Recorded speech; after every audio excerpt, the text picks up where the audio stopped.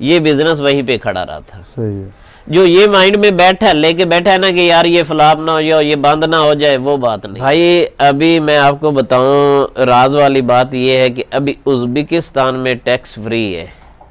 अगर मेरे पास इस वक्त 500 बछड़ा खड़ा हो ना, तो उज़्बेकिस्तान मैं खरीदने के लिए तैयार हूँ। उज़्बेकिस्तान में 1200 रुपए केजी बिक रहा है और टैक्स फ्री डबल। मैं ये कहता हूँ कि कुर्बानी वाला जानवर डबल ना दे तो मैं जिम्मेदार हूँ। अगर इसकी परवरिश की जाए ना, तो ये मेरे हिसाब से, मैंने पीछे भी कुर्बानी पे मेरे पास 120 बछड़े थे, अल्हम्दुलिल्लाह मैंने डबल कमाया। मैंने मंडी से जानवर लिया है, रात को इधर फार्म पे लाया, दूसरे दिन मैंने वो भेज दिया, मुझे 50,000 रुपए। नंबर बोल दें ताकि को रब्ता करना चाहिए। आज हम मौजूद हैं उकाड़ा की तारीख का वो फार्म जो 400 बछड़ों से शुरू किया गया था, रशिया में अपनी यूनिवर्सिटी और पाकिस्तान में अपना बिजनेस बछड़ा फार्मिंग का। बहुत से लोगों को इंटरेक्ट करने वाला ये बिजनेस है, बिलखुसूस जो ओवरसीज हैं, बाहर रहते हैं। पाकिस्तान में वो इस पोटेंशियल को समझते हैं, फैटनिंग की फार्मिंग, बछड़ा फार्मिंग कुर्बानी के पॉइंट ऑफ व्यू से या फैटनिंग के पॉइंट ऑफ व्यू से कर रहे हैं, और इसमें मजीद इजाफा होता जा रहा है फार्मर्स के लिए।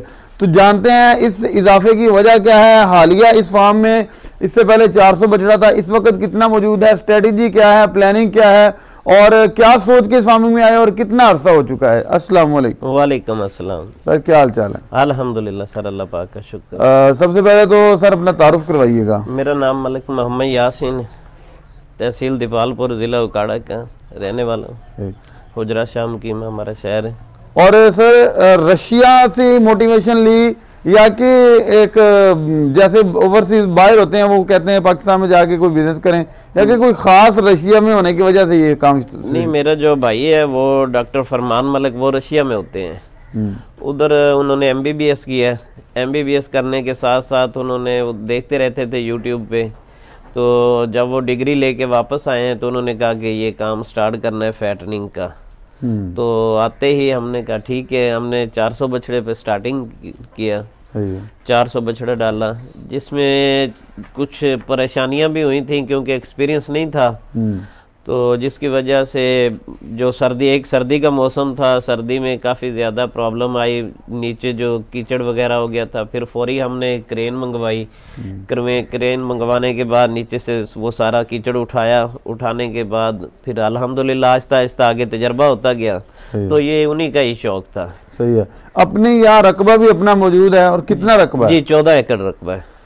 बछड़े जो 400 की आपने फार्मिंग की, उसके बाद आज तक आपने कितने मजीद फ्लॉग सेल किए? हमने तकरीबन उसके बाद एक चैन बन गई थी। पहला फ्लॉग जो था ना, वो हम एशिया मीट वाले आए थे, सेठ महमूद साहब है एशिया मीट वाले, वो हमारे फार्म पे आए थे, विजिट किया था। लेकिन जो एक बेनिफिट था हमें मिला था कि वो अल्हम्दुलिल्लाह के जो 400 बछड़ा हमने खरीदा था ना, वो 100% क्वालिटी वाला था, जिसकी वजह से हमें लॉस होने से हम बच गए थे।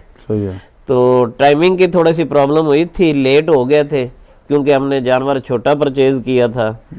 तो आहिस्ता आहिस्ता फिर इंशाल्लाह तजर्बा होता गया। तो आज अल्हम्दुलिल्लाह हम वसी तजर्बे। इस वक्त कितने बच्चे मौजूद हैं, और क्या ये फैटनिंग के ही हैं? नहीं, ये कुर्बानी के खड़े हैं। ये कुर्बानी के हैं। ये कुर्बानी के। और फैटनिंग का जो सेटअप है, क्या समझते हैं कि वो ज्यादा प्रॉफिटेबल है या कुर्बानी का? उसमें मसला ये हुआ था कि फैटरिंग वाला, पहले काम तो हमने फैटरिंग वाला शुरू किया था, फिर हमने एक पूरी चेन बना ली थी। AG अजहर साहब आए थे हमारे फार्म पे, विजिट किया था हमारे फार्म पे। ये टोटल जो 6 पार्टीशन बने हुए थे, हमें जितना आर्डर फैक्ट्री से मिलता था, फॉर एग्जांपल 200 kg वाला जानवर फैक्ट्री को चाहिए तो वो 200 kg वाला अवेलेबल था, 300 वाला, 400 वाला, हर कैटेगरी का जानवर अवेलेबल था। लेकिन वो प्रॉब्लम बीच में ये बनी कि हमने एक जो फैक्ट्री ताजज फैक्ट्री थी उसको माल कटवाया, वो सारे फार्मर ने ही उनके साथ फ्रॉड हो गया था, जिसकी वजह से ना सारे लोग पीछे आहिस्ता आहिस्ता हटना शुरू हो गए। स्लॉटर हाउस से पीछे हटने की वजह मेन ये थी कि जो फ्रॉड हुआ था। सही है। और वो एक बंदे की खबासत की वजह से हुआ था, पूरी कंपनी इन्वॉल्व नहीं थी। जी नहीं, बाकी काम लोग करते रहे। अभी जैसे एशिया मीट है वो काम माशाल्लाह ठीक कर रहे हैं। एशिया मीट के साथ मैं काम करता रहा हूँ, अभी भी कर रहा हूँ उसके साथ काम। अच्छा सर, आप बताइएगा कि पाकिस्तान में जैसे दिन ब दिन ये मंडी उरूज पा रही है फैटनिंग की, जी, तो इसकी वजूहात क्या है? आखिर इतना मीट की इतनी डिमांड क्यों है? असल में पता है क्या, लोग इसके मेन जो रीज़न मैं समझता हूँ, अब जैसे मैं ये कारोबार कर रहा हूँ, मुझको देखा है आपने, आपके पास 1-2 लाख रुपए हैं, आपने क्या किया कि यार ये मतलब फैटरिंग वाले काम कर रहे हैं, आप भी 2 लाख रुपए ले सीधा मंडी में चले गए। मंडी में जाके आपको पता नहीं है कि मैंने कौन सा जानवर खरीदना है, कौन सा नहीं खरीदना। आपने जाते ही जानवर परचेज किया, घर ले आए, पता नहीं है उसका करना क्या है, क्या नहीं करना। ऊपर से बस 1 महीना 2 महीने रखे, उसके बाद बस ये कहा कि मुझे तो नुकसान हो गया। असल में जो मैंने सीखा है ना, 5 मन से 220 किलो 200 किलो से ऊपर वाला जानवर खरीदना चाहिए, क्योंकि उसका बॉडी स्ट्रक्चर पूरा बना होता है, उसका ढांचा जिसको पंजाबी में बोलते हैं, पूरा ढांचा बना होता है। पहले भी मेरी YouTube पे वीडियो हैं, मैं यही कहता हूं कि 200 केजी से ऊपर वाला जानवर खरीदना चाहिए। सही है, ठीक है, फैटनिंग के लिए, फैटनिंग के लिए सही है। 200 केजी से ऊपर वाला जानवर खरीदें और क्वालिटी वाला जानवर खरीदें। सही है। अगर वो नुकसान हो तो उसका मैं जिम्मेदार। तीसरी बात यह है कि आप जैसे आपने 14 बछड़ों की सॉरी 400 बछड़ों की फार्मिंग की और 14 एकड़ आपका रकबा था जी। क्या आपने इसी 14 एकड़ से ही मैनेज किया सारा?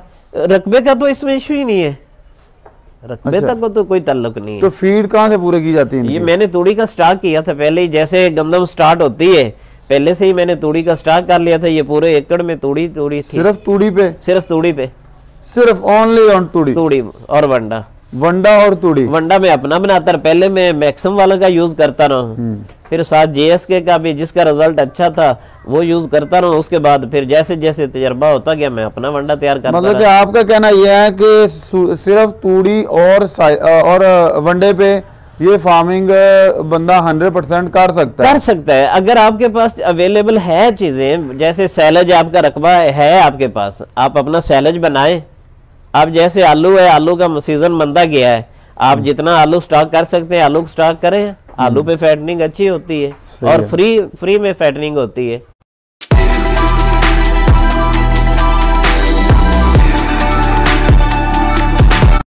सही है। अच्छा, जो जानवर आप सेल करते रहे हैं उनमें जो मतलब कि आपने जब से सेल किए हैं उस वक्त प्रॉफिट रेशियो क्या थे और दीगर एक्सपेंस ऐड को निकालने के बाद इस वक्त प्रॉफिट रेशियो क्या है? इसमें आपको मैं 2 बातें बताता हूँ। पहली बात तो ये है कि आपको मंडी से जानवर खरीदने का एक्सपीरियंस होना चाहिए। अगर आपको एक्सपीरियंस नहीं है तो आप किसी साथ जानने वाले को ले जाएं। अगर वो भी नहीं है तो आपको 200 केजी से कम वजन वाला जानवर नहीं खरीदना चाहिए। ठीक है। उसके बाद जानवर की क्वालिटी होनी चाहिए, उसकी नाफ होनी चाहिए, झालर होनी चाहिए, खुली जिल्द वाला जानवर होना चाहिए। ठीक है। उसके बाद रहेगी फैटनिंग आप चाहे बाजार से मार्केट से वंडा ले आए, आपको नुकसान नहीं करेगा। मतलब कि आपके नफा और नुकसान की सबसे बड़ी जो निशानी है वो आपकी परचेजिंग है ही सबसे पहला इशू के। वो पंजाबी में कहते हैं कि मंडी से आपने जानवर की खल बचा के लानी है, खलड़ी जिसको बोलते हैं, वो बचा के लानी है। सही है। तो सर 5वीं बात यह है कि इस वक्त जो जानवर हमारे सेटअप पे मौजूद हैं, जी सर, आप क्या बता सकते हैं कि डेली पे इनका खर्चा क्या है और ये कितने वजन में है, क्योंकि ये तो कुर्बानी का सेटअप है। कुर्बानी वाला जो सेटअप है ना, इसका आप कैलकुलेशन नहीं कर सकते, ये जितना भी खाना चाहे खा जाए, इसकी कोई प्रॉब्लम नहीं है। और जो मैं आपको बताता हूँ।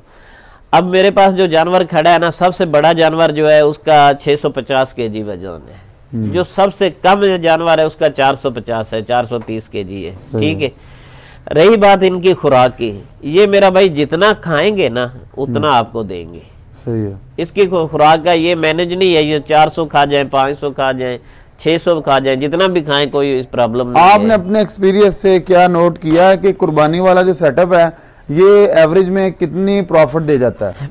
अगर इसकी परवरिश की जाए ना तो ये मेरे हिसाब से, मैंने पीछे भी कुर्बानी पे मेरे पास 120 बछड़े थे, अल्हम्दुलिल्लाह मैंने डबल कमाया है। तो क्या कहते हैं कि ये ज्यादा बेहतर है या कि वो कम टाइम ऑफ स्पेस वाला 3 माह का जो पीरियड है या 40 दिन का जो पीरियड है? वो भी करना चाहिए, लेकिन उसमें मैं एक बात, क्योंकि आप तो दोनों को कर रहे हैं और दोनों को आपने समझा, उसमें मैं एक बात बोलूंगा कि किसी एक्सपोर्टर को माल ना दे। सभी एक्सपोर्टर एक जैसे नहीं है, अच्छे भी हैं, लेकिन अब वो क्या कहते हैं कि इतबार उठ गया, डर लगता है, किसी एक्सपोर्टर को माल ना दे, डायरेक्ट मंडी को, फैक्ट्री वाले को माल दे। काम अच्छा है, वो भी अच्छा है, लेकिन साथ ये भी करना चाहिए। सही है। मैं आपको बताता हूँ, मैंने 1,15,000 1,20,000 की परचेजिंग की इसी कुर्बानी वाले की, ठीक है। टोटल उस पे खर्चा जो था कुर्बानी के 4 महीने मैंने उसकी फीडिंग की थी, 1,40,000 का मुझे पड़ा था।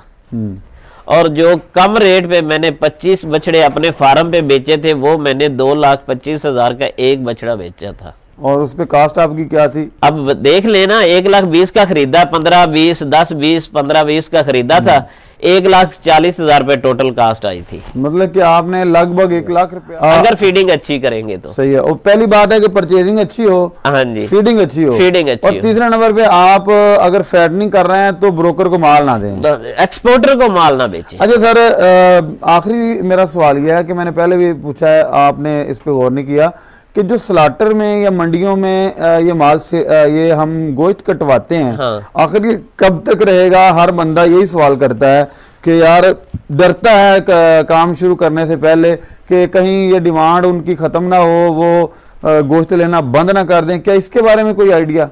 भाई अभी मैं आपको बताऊं, राज वाली बात ये है कि अभी उज़्बेकिस्तान में टैक्स फ्री है। अगर मेरे पास इस वक्त 500 बछड़ा खड़ा हो ना, तो उज़्बेकिस्तान मेल खरीदने के लिए तैयार हूँ। उज़्बेकिस्तान में 1200 रुपये केजी बिक रहा है और टैक्स फ्री, कोई टैक्स नहीं है, ठीक है।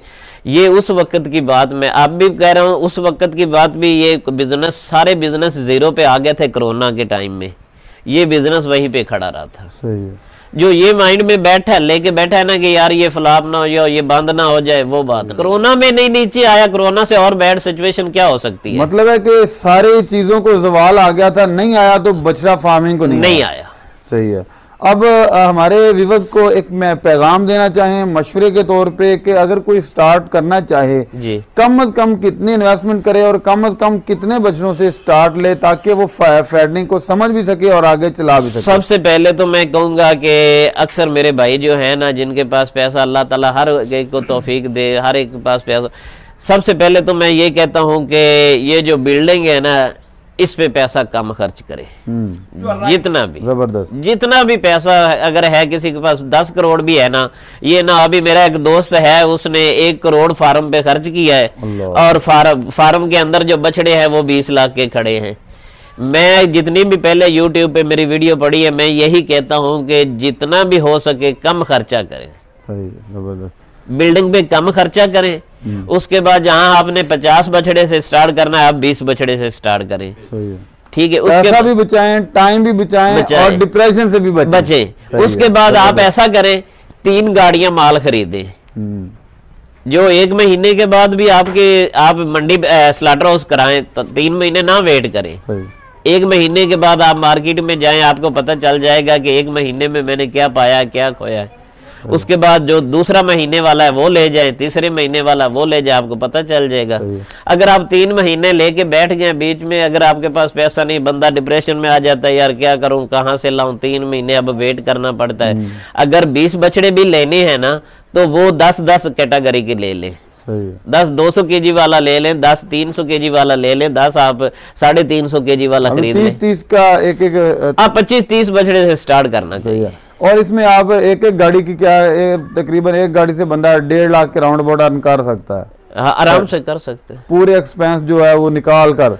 भाई मैं कहता हूँ अल्लाह के हुक्म से, अगर अल्लाह ने चाहे तो आपको, जान तो अल्लाह के बस में है, वो तो ये ना हो एक्सपायर ना हो जाए। वैसे तो मैं कहता हूँ कि अगर आप 1 महीने के बाद भी ज़िबा करवाएंगे ना, जाके स्लाटर हाउस करवाएंगे, तो 5-7 हज़ार रुपये तो कहीं भी नहीं गए। 1 महीने के बाद बात कर रहा हूँ। वैसे तो ऐसी भी है कि कुर्बानी वाले जानवर से एक दिन में रात को मंडी से लाया हूँ, सुबह पार्टी आ गई, उसको दे दिया कुर्बानी वाले जानवर।